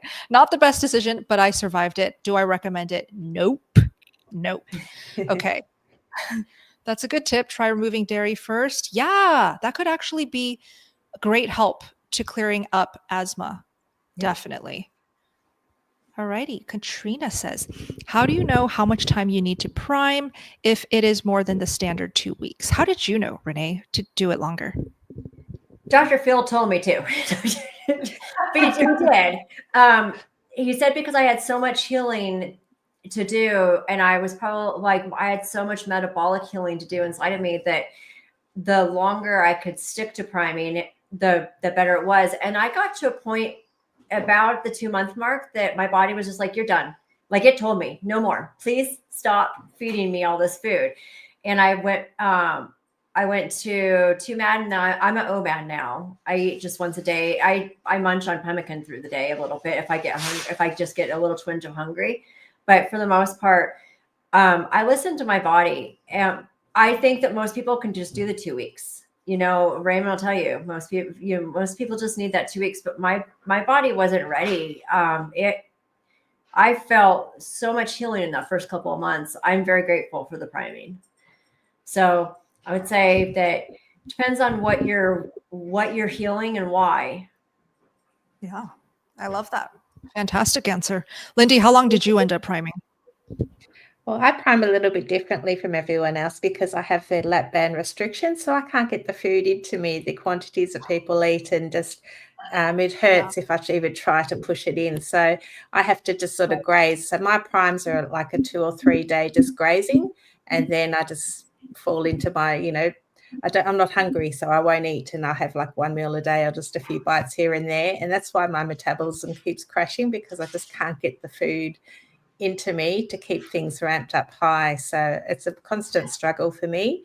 I wish I could prime, because I know that will fix a lot of problems, but it's just a different way of doing it. So I'm probably not a good person to ask, because I You're the physically perfect can't person do to ask. it. Not at all. Like, a lot of people have had lap band, right? They've also had the sleeve done. Yep. So you actually represent that whole community, and the fact that you share your tips and what's worked for you is really helpful. You're helping more than you know. It's not about, doing it perfectly. This is actually quite a very flexible way to do it. You don't have to eat a set amount of food. You can actually make it quite flexible, but ultimately it's just eating 3 times a day. Whatever that means to you, whatever fits for your lifestyle and your needs. Eating it 3 times a day for a certain amount of time, and you usually will know that you're good to go and you can stop and move on. When my go-to marker is, if you still have sugar cravings, maybe prime a little longer. If your sugar cravings and food noise completely silenced, you're pretty much set. You're good to go. Hopefully that helps, Katrina. All right. Cobra. Hi, welcome. Carnivore for 17 months, no weight loss. At 10 months, my hair started falling out. I upped my fat and protein. I'm having surgery and do not want more of my hair gone. Is there anything I can do? You have a great head of hair, Renee. How do you keep that? Actually, I shave it mostly. I don't. So 17 months, no weight loss, and hair falling out. I don't have any experience with the hair falling out part. My husband's hair is falling out, but I think that's just old age. Just kidding. But honestly, I don't have an answer for that. I know that there are supplements that some people take that when their hair starts to thin and stuff. And 17 months into it, though, that's really not. That should be the transition period should be over. So I wonder if there is another reason, something else going on that's causing it. Right. It could be something hidden where you might have to test. But typically when we see hair loss in the carnivore community, it happens because somebody is most likely under eating, whether it be under eating fat or protein or just food in general. Also know, Cobra, that hair loss happens a couple weeks after the phase of high stress on the body. And what is high stress on the body that could trigger hair loss? Google telogen effluvium. That's the whole thing that's going on there. When you put stress on your body, like, for example, working out in the gym way too hard for your body to handle, maybe stacking that with calorie restriction for a while, and then maybe stacking that with work stress, right? The hair loss won't happen. So people are like, oh my gosh, I went carnivore and my hair is falling out. But really, the hair is falling out reaction of what you were doing before carnivore. And so that really helps people connect the dots. Right there is the delay that typically happens. I'll pass this off to everybody in the community right now. What did you guys do to troubleshoot hair loss? I hear hair loss happen a lot, but it typically is under eating or the delayed effect, telogen effluvium. But share your tips in the live chat or in the comments to help Cobra out there. Kate for Renee. Can you share what brand of magnesium and vitamin D that you take? I just started a new magnesium. Hold on, I will give you the answer.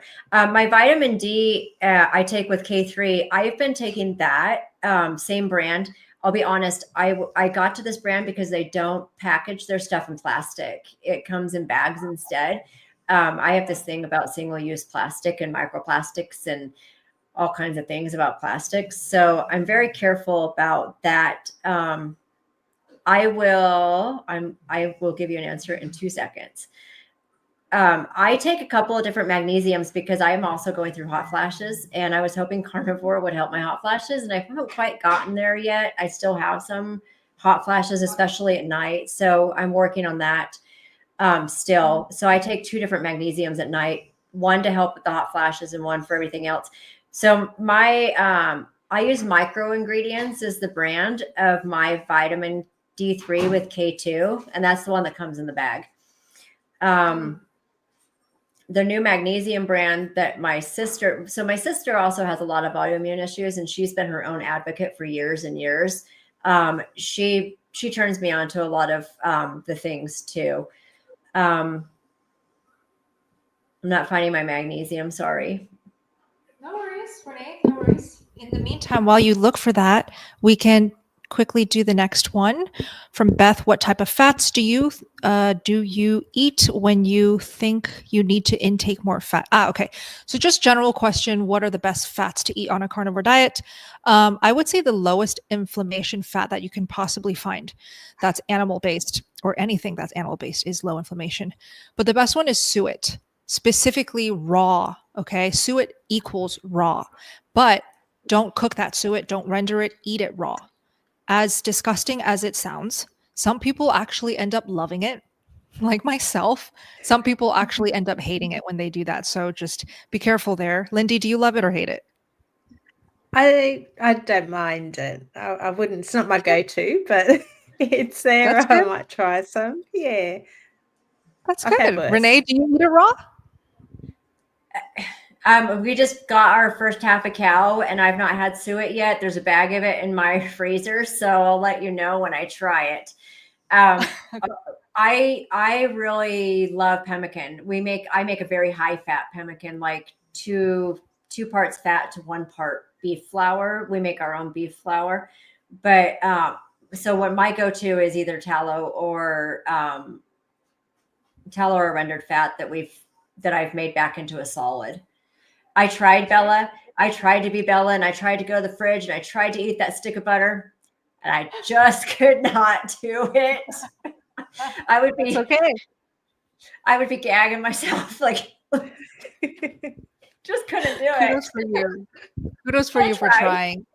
It's not for everyone. It's definitely not for everyone. Well, then if you can't handle the cold butter, you definitely probably won't be able to handle raw suet, because that's like a different level of like intense fat in your mouth, because it literally is waxy. It will get stuck to your teeth. It will create a film. It's like chewing gum, but it's like chewing candle gum. So what you're But saying it's is I should have my husband videotape me the first time I do it, because it'll be that may be my viral video. Why not? Hey, why not? And then in the description, talk about your story. I'm very texture oriented in my mouth, so that texture. But I do eat cold butter with all my food. Like I can eat a bite of cold butter with every bite of food. There you go. That's I fantastic. can't do it straight on. And that's okay. So, yeah, Beth, raw suet is here. That's the most low inflammation. All right. But you don't necessarily need like the lowest inflammation type of fat. You could probably get by with bacon fat. Did you know that if you mix bacon fat with all that spice and flavor with 1 raw egg yolk, mix it up, you can blend it or just hand mix it. That's basically mayonnaise. Okay. That's a mayonnaise for you. So you can dip your meats, enjoy it as a sauce marinade. There's many ways to get in the fats, but hide it with flavor. So try that as well. That's a great tip for those who need the variety. All right. Oh, did you end up finding your magnesium? Yep. So the magnesium that I'm using now is called Natural Rhythm is the brand. And I use the Triple Calm magnesium because it has 3 different types of magnesium in it. And I think it is helping. My hot flashes went from a gazillion a night to I might have 3 a night now. So, they're getting much better. And I also trip that to carnivore though. The further I get in my journey, the more my body heals. So I think that there's a combination there, but magnesium also helps with my bowels because of my gastroparesis in my stomach. It still isn't like you can't fix that nerve completely. So I still have some bowel issues. So I go between constipation and not. And no matter how much fat I eat, I can still get constipated because they just don't move the way that they should. So magnesium really helps with that. Perfect. There you go. All right, let's keep going. This is S. Welcome, S. Carnivore for 6 months, weight lift every day, keep having cortisol spikes that wake me up at 3 a.m. every single day. How to fix it? Do you have thoughts on that? What are you doing for your bedtime hygiene, like to go to bed? Because a lot of the times that makes the biggest difference. If you listen to Dr. Elizabeth Bright talk about it, she talks about that a lot, about the importance of what you're doing with your hormones. When I turn the TV off, I turn all the screens off, I turn everything off a couple hours before bed. I try not to look at anything. I can't remember who it was that was talking about it. Maybe it was Dr. Berry. Don't learn anything new after like 6 p.m. Because if you watch the news, if you learn anything stressful before bed, that goes to bed with you and it spikes your cortisol because you're putting yourself in a stress. So I stopped watching the news at night. I only read the news in the morning because that gives me all day long to have my cortisol spike before bed. Nice. Making sure that you're sleeping without any lights on. And I will actually tell you that one of my hot flashes is almost every single morning at 3 a.m. between 2:45 and 3 a.m. So the question I would ask you the same, maybe I'm having a cortisol spike at that time and that's what causes the hot flash. Dr. Bright will tell you to have fat next to the bed.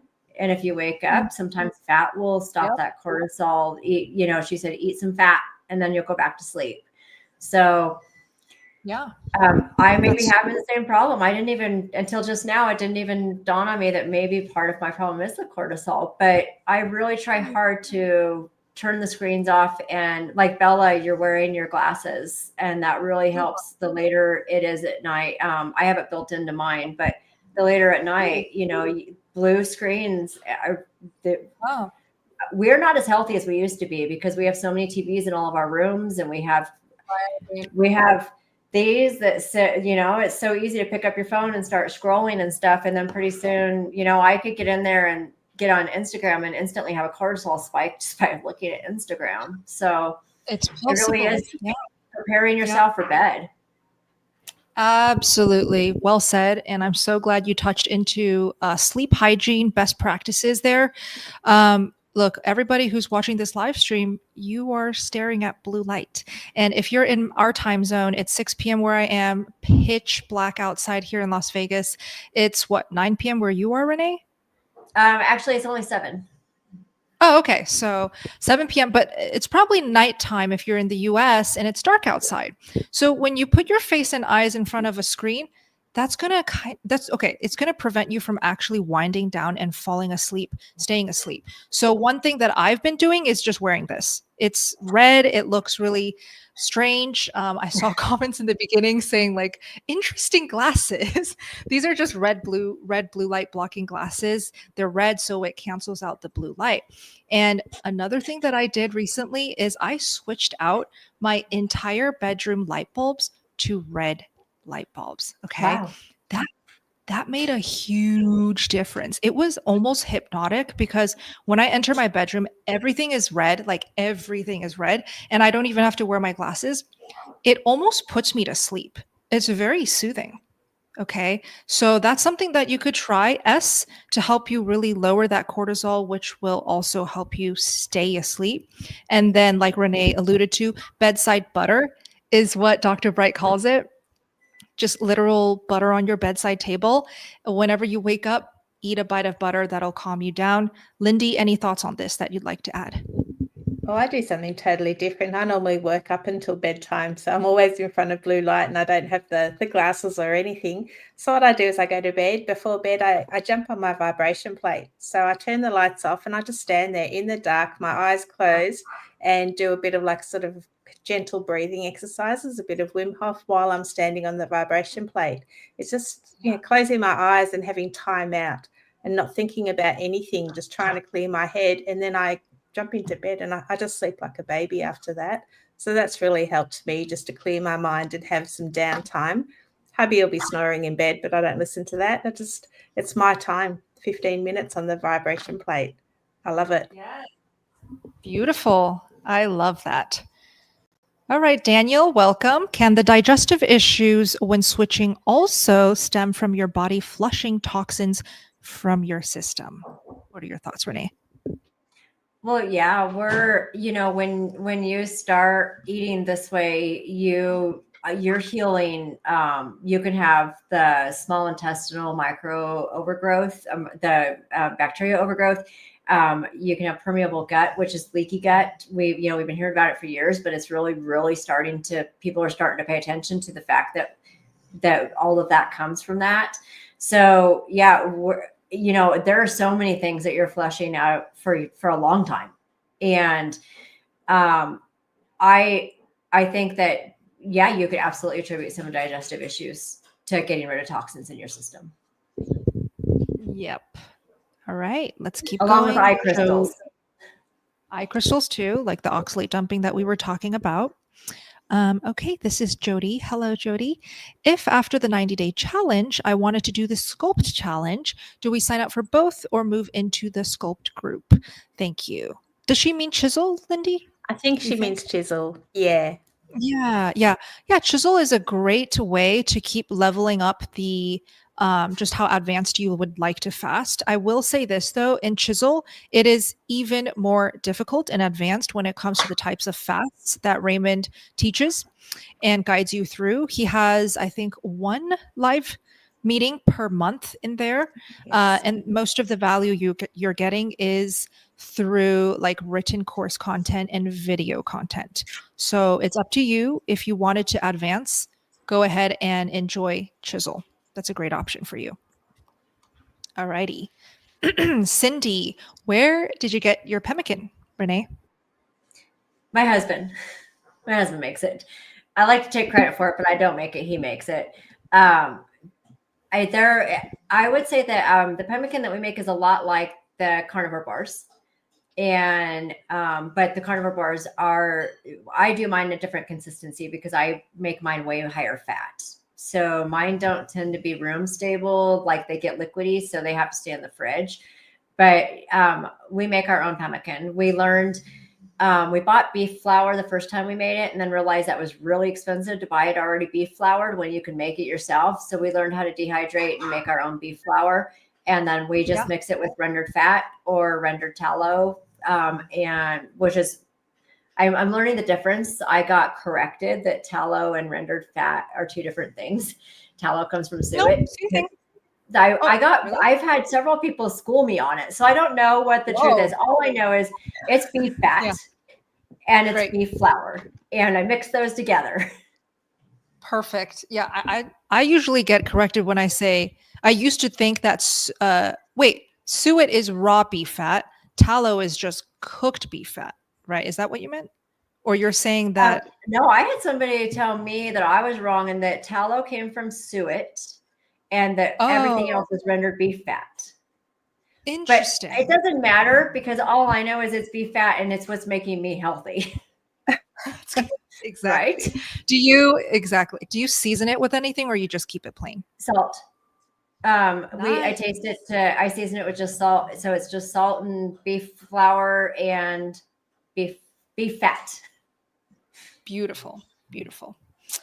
Thank you for sharing that. All right, we're going to do a couple more and then wrap up tonight's Friday Night Live. Again, for those who are here enjoying it, maybe came in late, don't worry because we do these every single week. And every single week, I have a different panel of friends, carnivores, around the world with different stories and experiences to hopefully give you a better idea of what carnivore can look like for you and also to help you troubleshoot. So Tim is next. Our journey to heal has its ups and downs. How do you best deal with the low times? You go first, Renee. I remind myself of where I came from. That cane sits behind me all the time. And I remember that I'm not using it anymore. And I have days that I am really low because my pain coming off of the gabapentin, my pain has been out of control some days still. And I just have to remind myself that I am much better than I was yesterday. And I'm much better than I was 9 months ago. and I just surround myself with happy. And I watch lots of panda videos and lots of dog videos on the internet when I can't get, because they just make me happy. And there are down times. Just because you start to get better, everybody thinks a carnivore is the cure-all, heal-all of everything. And it takes time to, we're all human. We all still have bad times, but I find that it's a lot easier to deal with them now that I'm kind of clear-headed and on this way. But yeah, just remembering where you came from to where you're going. Oh, literally the best tip for that one is, instead of focusing on the details and going more into the nitty gritty, let's take a step back. I love that you aired on that. Take a step back and and practice gratitude, really, is what you're saying. I love that. Lindy, what do you do? Yeah, no, exactly that. Just take a step back and just the overall picture. It's life is going to continue having its ups and downs, and I'm not going to be going up and down with it. I just have to remove myself from the situation and just concentrate on my health, because I know if I fall into my comfort eating ways, those patterns that actually put me at the 800-pound mark, I don't want to spiral and go back there. So nothing's going to be as bad as going back to where I was. I can get over it. They're just little hurdles, and I just have to keep jumping. And it's just a temporary setback. Just keep going. It'll pass, and I'll continue being healthy. Yes, I love that. And here, if you are doing all of this alone, right? I just wanted to shout out community. Does not have to be the Steak and Butter Gang. There are so many phenomenal communities. And Renee, I think you're part of Carrie's community as well. Is it called, their new community is called Healing Humanity, right? Healing Humanity Life. And amazing. I was a beta tester on it, and it just opened up to the public. And it's going to be a great community as well. And there's nothing to say that you have to belong to just one community. That's true. You can dabble in because everybody has something different to offer sometimes too. So I find that I thrive with community. And when I have a down day, sometimes I reach out to a fellow, to somebody else. I have not in person met any carnivores yet. Next month will be the first time that I actually get to meet real carnivores, besides my husband and my doctor, which I don't really count. But I have so many carnivore friends out there on social media and everywhere else that, sometimes you have to reach out to one of them and just get a little bit of help from them. That's right. That's right. Oh, love it. That's a good point. You don't have to just belong to one. You can belong to all. Take advantage of all the support that is on the internet. It's going to require some more time in front of your screen. So, wear red, blue blockers if you're in all of those groups. And I'll put the free link to our general forum. You can get a taste of what it's like in the gang. And then from there, you can join us in the meetings if you want. All right, let's do one more and then we will call it a night. Thank you for your time, Renee. You're the best. All right, this is from Def. Any of you know or have seen of any success stories with carnivore and severe OCD? Have you, Renee? Yeah, I have OCD. I've had OCD since I was a teenager. My son has severe OCD as well. I love you if you're watching. I'm sorry that I'm airing your dirty laundry. I am really pushing him to do carnivore.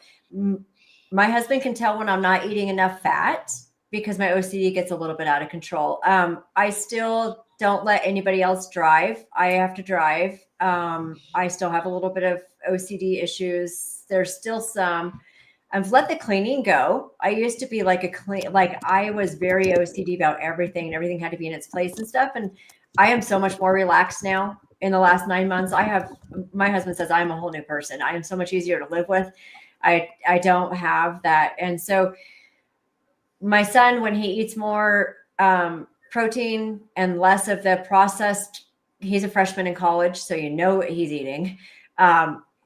The better he eats, the better he feels, and the better he's under control of it too. So yes, read Dr. Ead's book, Change Your Mind, Change Your Diet, Change Your Mind, because she has so much stuff in there about what this way of eating does for mental illness.